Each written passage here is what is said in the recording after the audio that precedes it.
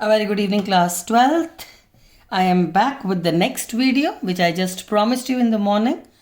And the agenda is how to handle chemistry. In this month, we are reaching the end of January, and your exam date for chemistry is 28th of February. Today is 22nd of February, and you have to leading to 28th of February.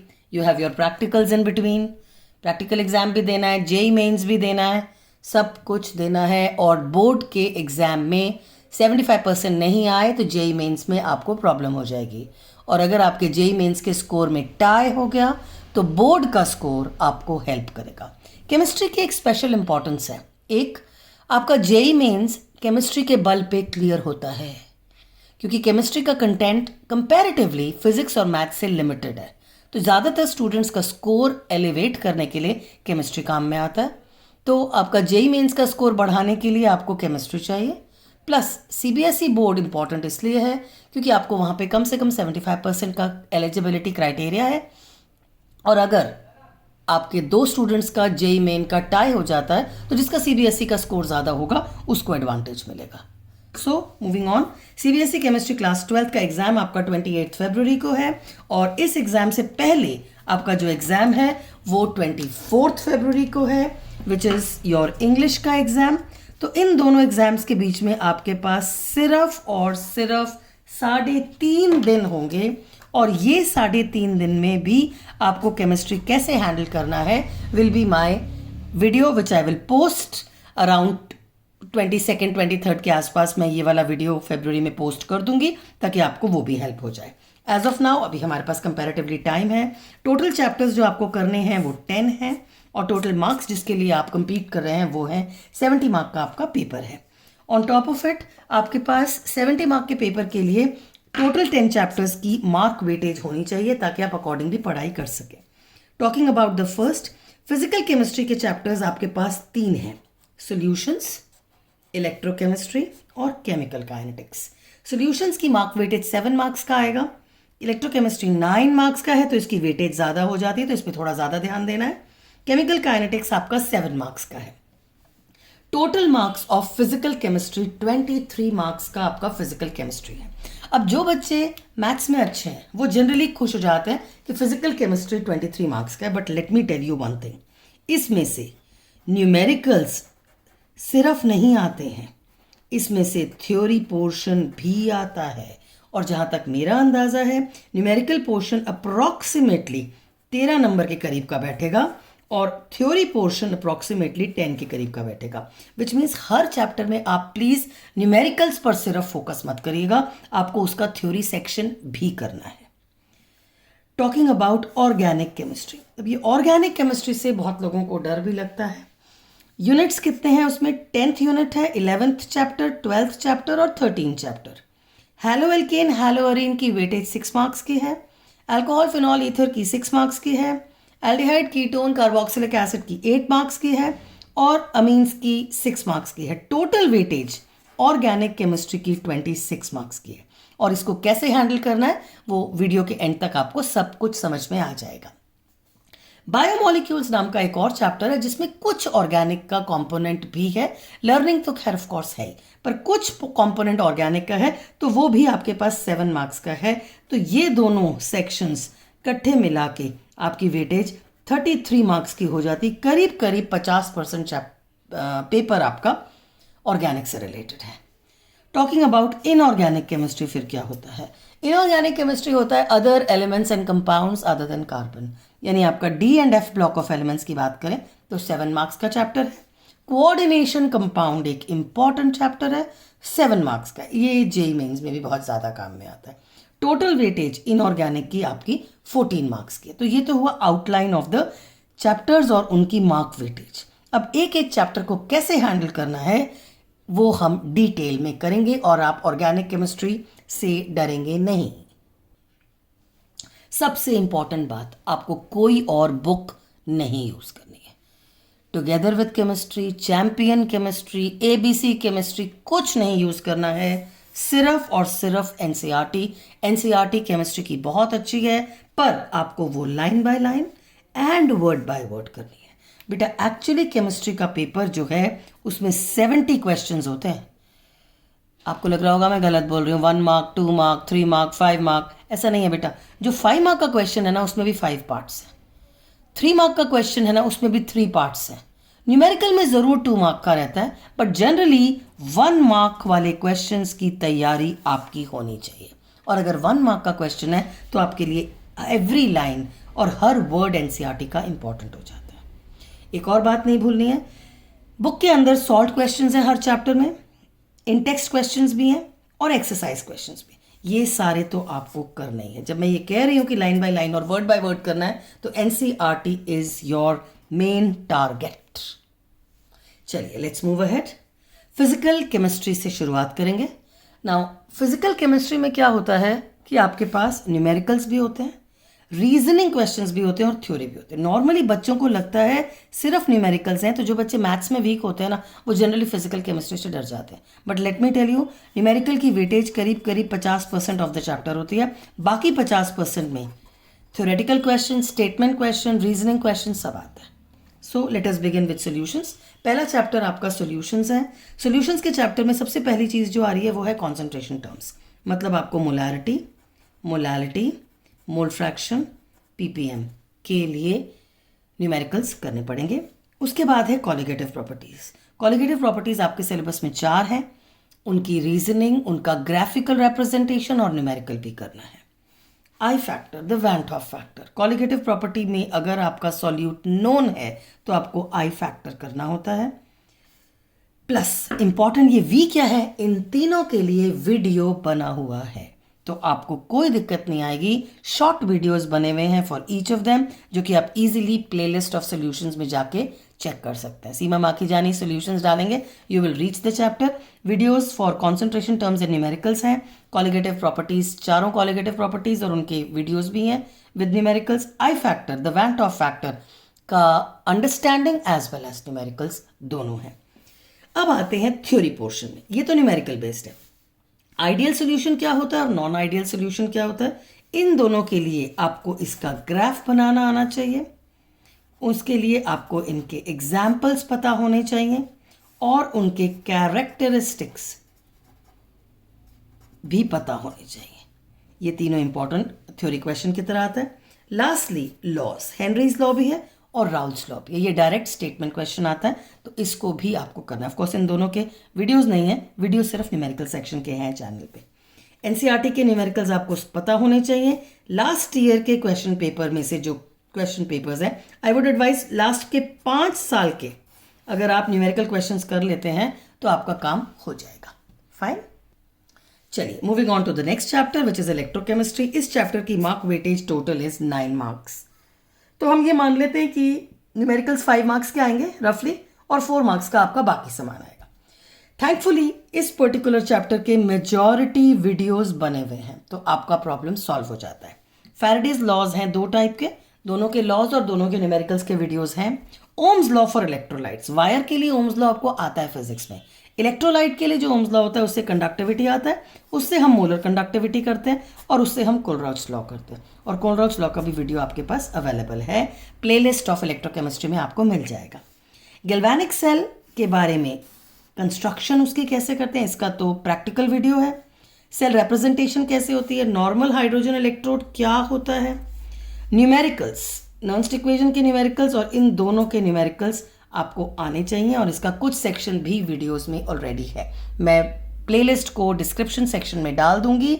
Otherwise ये सारा section plus primary, secondary and cells of your fuel cell है, ये सब सारा का सारा theory section है जिसमें आपको reaction at anode, reaction at cathode and the overall reaction plus advantages and disadvantages of the cell भी पता होना चाहिए।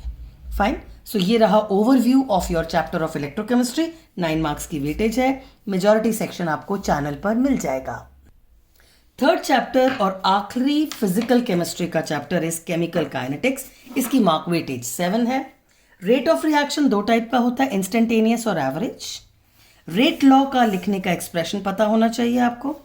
ऑर्डर और मॉलिक्यूलैरिटी की definition plus the difference between the two commonly पूछा जाता है। जीरो ऑर्डर का डिटेल, मतलब everything about it, example, derivation, expression, unit, सब कुछ वीडियो के अंदर ऑलरेडी है। सिमिलरली फर्स्ट ऑर्डर के लिए भी एक डिटेल्ड वीडियो हमारे पास है, जिसमें आपके पास ये डिटेल्स आपको मिल जाएंगे वीडियो के अंदर। अर्हेनियस इक्वेशन की derivation as well as numericals का भी वीडियो अवेलेबल है। तो इस पर्टिकुलर चैप्टर में भी आपके पास मेजॉरिटी कंटेंट का वीडियो है। जो ये थोड़ा सा not available in the video है, please follow the NCERT to grasp this particular topic. Fine.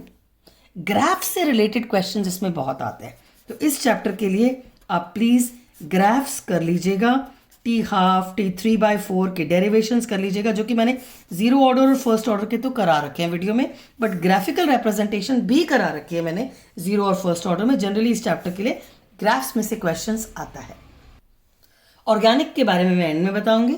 D and f block elements जो होते हैं, ये 7 मार्क का चैप्टर है। इसमें पहला पोर्शन आपका general properties of d and f block elements है, definition of d and f block elements, और करीब करीब 10 से 12 ऐसी प्रॉपर्टीज हैं जिसके लिए आपको रीजन पता होना चाहिए। Properties like d and f block elements are coloured, they form alloys, they form interstitial compounds, they form complexes, they form catalyst, they are magnetic, they have high enthalpy of atomization, melting and boiling point high होता है। all that are reasoning based questions। आपको 1 या 2 lines में इसका reason आना चाहिए। सो ये 10 to 12 properties हैं जो आपको करनी पड़ेंगी। The second section is KMnO4 और K2Cr2O7 गुड ऑक्सीडाइजिंग एजेंट्स हैं, दोनों डी ब्लॉक एलिमेंट के कंपाउंड्स हैं, और इन दोनों का प्रेपरेशन, इन दोनों का reaction to in the acidic as well as in basic medium to act as oxidising agent, structure, सब कुछ वीडियो में आपके लिए अवेलेबल है। लास्ट पार्ट में क्या है, लैंथेनॉइड्स एंड एक्टेनॉइड्स। जो एफ ब्लॉक होता है ना, that has lanthanoids and actinoids, और इन दोनों के लिए पूरा का पूरा वीडियो अवेलेबल है। तो इस चैप्टर में 1/3 पोर्शन आपको करना है, बाकी 2 सेक्शंस के लिए वीडियो अवेलेबल है। So I don't think that should be a problem for you. Moving on to the 5th chapter which is coordination compounds. इसके लिए थैंकफुली मेजॉरिटी कंटेंट आपको वीडियोस से प्लेलिस्ट पर मिल जाएगा। सो कोऑर्डिनेशन कंपाउंड्स में जाके यू हैव 7 मार्क्स का चैप्टर। इसमें कोऑर्डिनेशन कंपाउंड क्या होते हैं और उसके लिए हम कौन से टर्म्स यूज करते हैं, जैसे counter ion, central atom, ligand, homoleptic, heteroleptic, ये सारे वर्ड्स, कोऑर्डिनेशन एंटिटी, कोऑर्डिनेशन पॉलीहीड्रा, ये सारे वर्ड्स एंड टर्म्स वीडियो में दिए हुए हैं। उसके बाद आता है थोड़ा सा टेक्निकल सेक्शन है, IUPAC नॉमेनक्लेचर कैसे करते हैं कोऑर्डिनेशन कंपाउंड्स का। उसके रूल्स कभी नहीं पूछे जाते, एग्जाम्पल पूछा जाता है जो भी वीडियो में करवा रखा है। वैलेंस बॉन्ड थ्योरी पर क्वेश्चन जरूर आता है, इसीलिए उसका भी वीडियो अवेलेबल है with at least 5 examples of that particular theory. Crystal field theory का वीडियो भी अवेलेबल है। आइसोमेरिज्म, ये थोड़ा सा बच्चों को टफ लगता है। आइसोमेरिज्म में कोऑर्डिनेशन कंपाउंड में स्ट्रक्चरल आइसोमेरिज्म है आपके सिलेबस में, ज्योमेट्रिकल आइसोमेरिज्म है यानी सिस ट्रांस, ऑप्टिकल आइसोमेरिज्म है यानी enantiomers, your the dextro and laevo, fac and mer are specially for coordination compounds. तो सारे आइसोमर्स कितने टाइप के हैं, इसका वीडियो ऑलरेडी चैनल पर है। Last but not the least, ligand change होने से कलर कैसे चेंज होता है, इसका तो बेटा प्रैक्टिकल लैब का वीडियो है जो कि आपको इजीली देखने को मिलेगा। So coordination compound virtually more than 90% video से कवर्ड है। तो अगर आपको इस चैप्टर की टेंशन है तो वो आपकी आसानी से दूर हो सकती है। जल्दी से ये वीडियोस वॉच करके अपने आप को, अपने नोट्स रेडी रखिएगा ताकि आपको ईजी रहे CBSE में स्कोर करना। मूविंग अहेड, अनफॉर्चुनेटली बायोमोलिक्यूल्स का 7 मार्क का कंटेंट है, पर मैंने इसका एक भी वीडियो नहीं बनाया है। I am sorry, I have not had any time to do that. But ये वाला बेटा चैप्टर बेसिकली लर्निंग चैप्टर है, तो इसमें वीडियो से ज़्यादा you will have to go through the chapter many a times. Bio students के लिए तो it is a cake walk, क्योंकि उनका ये कंटेंट 11th और 12th दोनों में होता है। बायोमोलिक्यूल्स में आपको कार्बोहाइड्रेट्स करना है, जिसके 3 टाइप्स हैं, मोनोसैकेराइड, डाइसैकेराइड एंड पॉलीसैकेराइड्स। उनका फॉर्मेशन कैसा होता है, ग्लूकोज को आपको डिटेल में करना है, फ्रक्टोज को भी आपको डिटेल में करना है। डाइसैकेराइड्स आपके सिलेबस में 3 है, जिसके बारे में आपको लिंकेज पता होना चाहिए। पॉलीसैकेराइड आपके पास 2 हैं, स्टार्च एंड सेल्यूलोज, जिसके बारे में भी आपको एटलीस्ट उनके डिफरेंसेस तो पता होने चाहिए। टॉकिंग अबाउट प्रोटीन्स, प्रोटीन में आपको उसका स्ट्रक्चर पता होना चाहिए, which is your primary, secondary and tertiary structures. Proteins are made up of amino acids. Amino acids के कितने टाइप्स होते हैं? 20, जिसमें से 10 वो अमीनो एसिड्स होते हैं जो असेंशियल हैं, और 10 वो अमीनो एसिड्स होते हैं जो आपकी बॉडी खुद बना लेती है, तो आपको बाहर से फूड से नहीं लेने हैं। अमीनो एसिड्स जब आपस में ज्वाइन करते हैं तो उस बॉन्ड को क्या बोलते हैं? Peptide bond. उसका केमिस्ट्री से क्या लेना? ये अमाइड बॉन्ड की तरह होता है, केमिकली तो अमाइड बॉन्ड है, लेकिन बायो में हम उसको पेप्टाइड बॉन्ड बोलते हैं। प्रोटीन की क्लासिफिकेशन में you have essential and non essential amino acids, acidic, basic and neutral amino acids, optically active and inactive amino acid.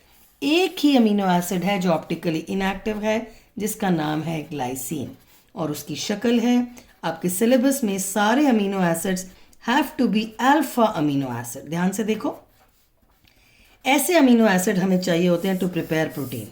Alpha क्यों बोलते हैं इसको?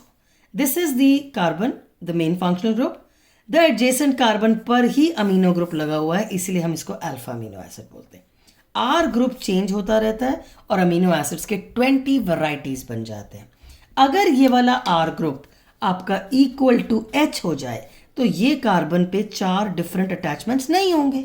अगर कोई आर है, कुछ और लगा हुआ है, तो चारों अटैचमेंट्स डिफरेंट है, तब तो ये ऑप्टिकली एक्टिव है। लेकिन अगर ये हाइड्रोजन हो गया तो ये ऑप्टिकली इनएक्टिव हो जाएगा और उसको हम ग्लाइसिन बुलाते हैं। फाइन। प्रोटीन का डीनेचरेशन, अगर आप उसका टेम्परेचर चेंज करते हैं या फिर पीएच चेंज करते हैं तो प्रोटीन का डीनेचरेशन हो जाता है, इसलिए that topic is also important. As I said, chapter learning का है बेटा, एनसीईआरटी को कम से कम भी 5 to 6 टाइम्स की रीडिंग चाहिए होगी और इंपॉर्टेंट सेक्शंस को अंडरलाइन कर लीजिएगा, तभी बायोमोलिक्यूल्स का चैप्टर हो पाएगा।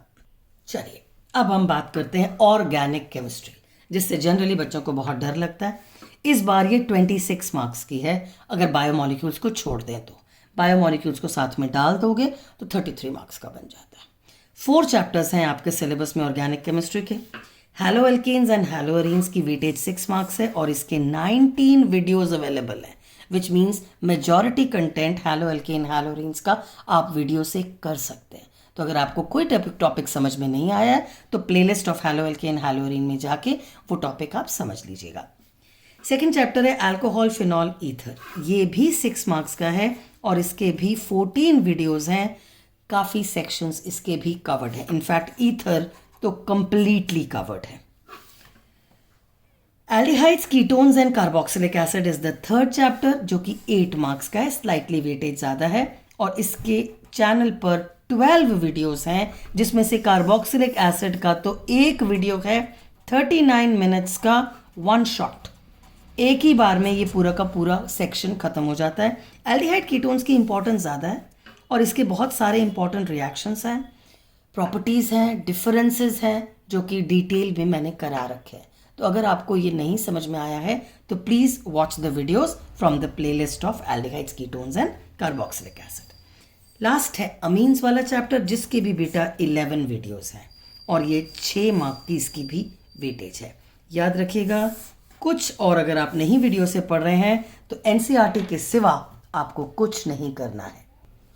इन ऑल 56 वीडियोस हैं ऑर्गेनिक केमिस्ट्री के, तो जौन सा टॉपिक आपका वीक हो, मुझे मोस्ट प्रोबेबली कवर्ड होगा, उसको आप कर लीजिएगा। एक और बात बेटा, IUPAC नॉमेनक्लेचर, जिससे नॉर्मली बच्चे डरते हैं क्योंकि ये 11th का सेक्शन था। IUPAC नॉमेनक्लेचर मुश्किल से 1 मार्क का आता है पेपर में, तो उसकी टेंशन लेने की ज़रूरत नहीं है। और दूसरी इंपॉर्टेंट चीज़, कन्वर्जन्स।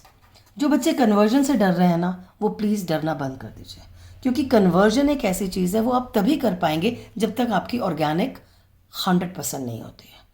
तो आई वुड एडवाइस कि आप ऑर्गेनिक को 100% करने में फोकस करिए, रादर देन कि मुझे कन्वर्जन नहीं आती है और उसका दुख मनाने बैठ जाएं, या IUPAC पे फोकस ना करिएगा, क्योंकि 1 मार्कर का आता है और कन्वर्जन तो होगी ही तब जब पूरा हो जाएगा। कन्वर्जन के लिए एक और ट्रिक है कि try to think about the named reaction जो कि या तो प्रोडक्ट बनता है उससे या रिएक्टेंट उसमें से यूज होता हो।